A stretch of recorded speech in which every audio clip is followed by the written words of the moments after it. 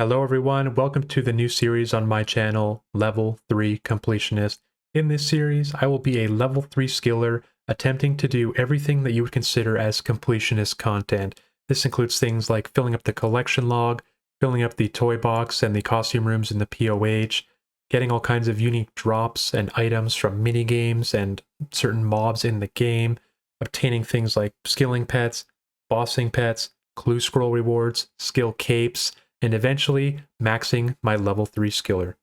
There's even a few things that aren't exactly tracked in like the collection log or the POH or anything, but things like the favor I would consider completionist content, things like completing as many quests as possible as a level 3. So all these kinds of things we will be attempting to do, even some combat achievements, even though we won't be able to do too many of those.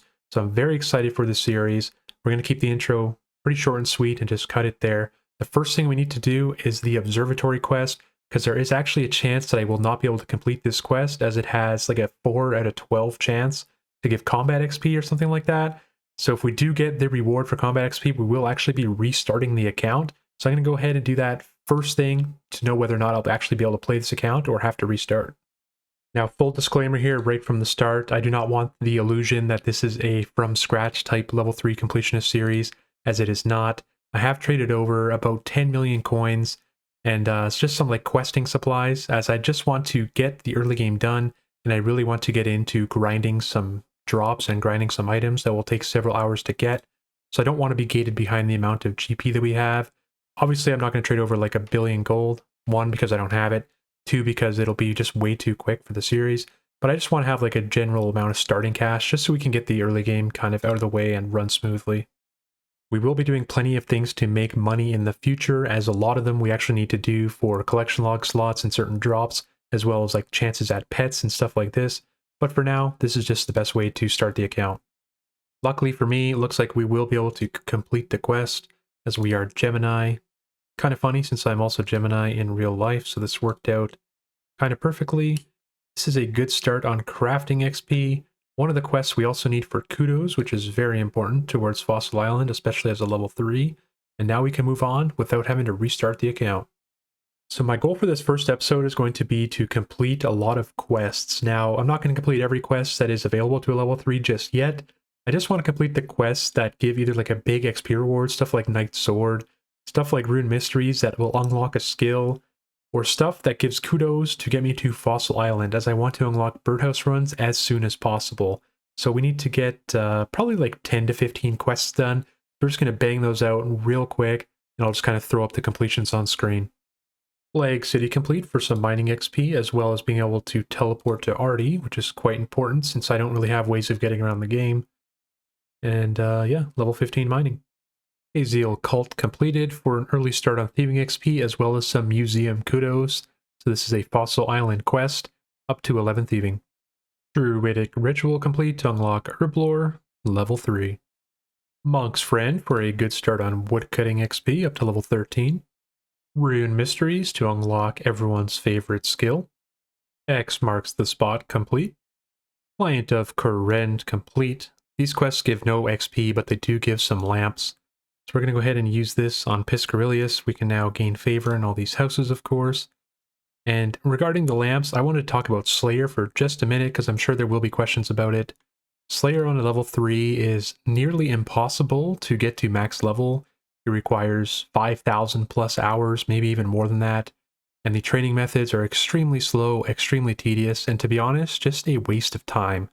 So I am choosing to stay level 1 Slayer on the account, just because I like the clean look of having skills at level 1, and I don't want to randomly have like level 30 Slayer just to boost my total level, since there's no real reason to have a higher total level. With that being said, I will be putting my first few lamps on Hunter, since we won't be able to do the museum to get to level 9 Hunter.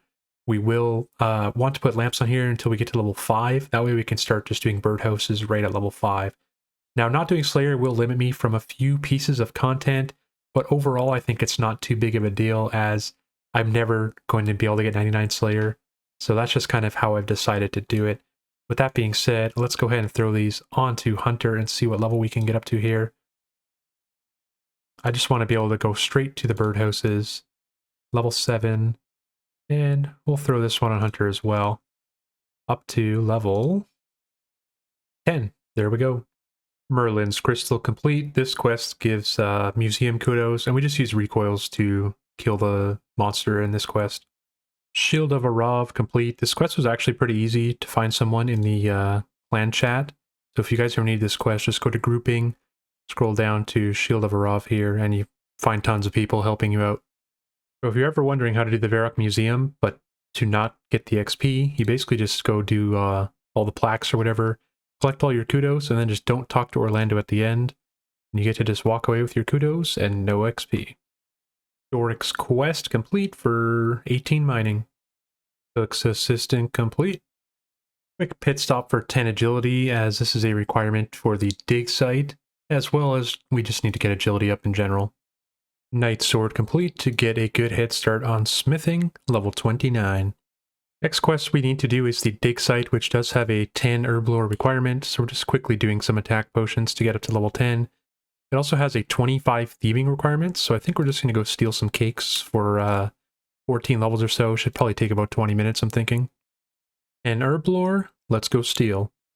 There's 25 thieving, which is our final requirement for the dig site. And if you guys know of any quests that I might have missed so far or that you don't see in the rest of the video that will really help with my early game XP grinds, let me know in the comments below. I will be doing a lot more quests in the future. I just really want to focus on the ones that give like good starting XP or they unlock some important piece of content. So let me know if I missed any that you guys can think of. Dig site complete. This is our last quest for Kudos. Gives us some big mining and herblore XP, up to 33 mining as well as 17 herblore. Well, in order to get some more kudos for the quests that we've actually completed already, we need to talk to Mr. Historian here, select the I have information about displays option, and it basically just goes through a bunch of dialogue turning in quests, and you'll kind of see the kudos go up in the corner, 5 per quest, and some quests actually give an XP lamp that you can use on a skill above level 20. Now, I don't really have a plan for these lamps. I think all my lamps are just going to go into mining, to be honest, as this is like the slowest skill. And yeah, it might as well just put them all on mining. Up to 53 kudos now, we need another 47 kudos to get to Fossil Island. I suppose I'll quickly throw these lamps on mining as well, since we only really have a few options. And they're pretty, like, minuscule amounts of XP anyway. Up to 34 mining without actually mining anything. So in order to get our remaining kudos, we need to go ahead and clean some finds. We need to get all the artifacts to put in the displays. We also need to find the clean necklace in order to be able to make a dig site pendant later on. So this could take a little while. Hopefully I get pretty lucky on finding this stuff because I'd rather not spend the next hour here, but we'll see what happens.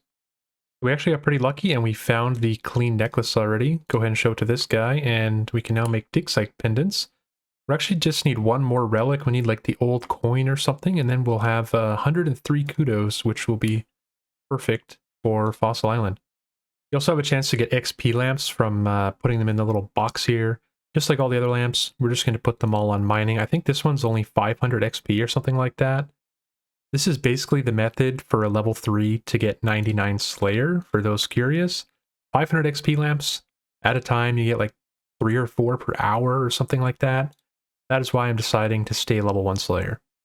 Go ahead and use this ancient coin on the display. This puts us up to 103 kudos. We're also going to talk to the girl in the corner here, because once you hit 100 kudos, she gives you, I think it's mining and crafting XP. Hope I'm not wrong on that. Mining and crafting XP, there we go. Up to 36 mining as well as 20 crafting. There's one more kind of set of requirements I want to get done in terms of early game questing. Currently working on level 30 firemaking because that is a requirement to do the sea slug quest, which gets you like 1 to 23 fishing or something like that. Then you could do fishing contests once you have level 10 fishing, which gets you up to like level 27. So we're doing 30 firemaking in order to be able to start fishing, basically. And then we'll work on our final quest for Fossil Island. 15 firemaking. 30 firemaking. Let's do sea slug. Sea slug complete, up to 24 fishing. Fishing contest complete. This gets us up to 26 fishing, I believe it is. 26 fishing. So the day is kind of winding down for me, so I'm just going to go ahead and AFK fish for the rest of it. Starting at level 26, I'll give you guys an update in the morning of what level we actually get to. Fishing is going to be my AFK skill of choice while I'm just like on mobile or just not really paying much attention. So yeah, we'll cap this video off in the morning. Good morning. I have good news and bad news. Good news is I woke up today and we also got 50 fishing last night. I think we were at like level 26 or 27 or something. So we fished for a solid like 2+ hours. Bad news is this is actually going to be the end of the video. I was kind of throwing the clips together and we're at about the 10-minute mark, which is where I want to be on these videos. So first thing we're going to do in the next episode is get right to Fossil Island and kind of theme our episode around that. But with that being said, here's a quick look at the progress we made so far. 16 quests complete. We're up to 265 total levels. Still waking up a little here, a little blind. And what else should we show? No collection log slots actually in the first episode, which is kind of weird considering this is like a completionist series. But 16 quests, 3 achievement diary steps. And yeah, that's going to do it for episode 1, guys. If you did enjoy, be sure to subscribe to the channel and drop a like on this video. And we'll see you for episode 2 in just a couple of days.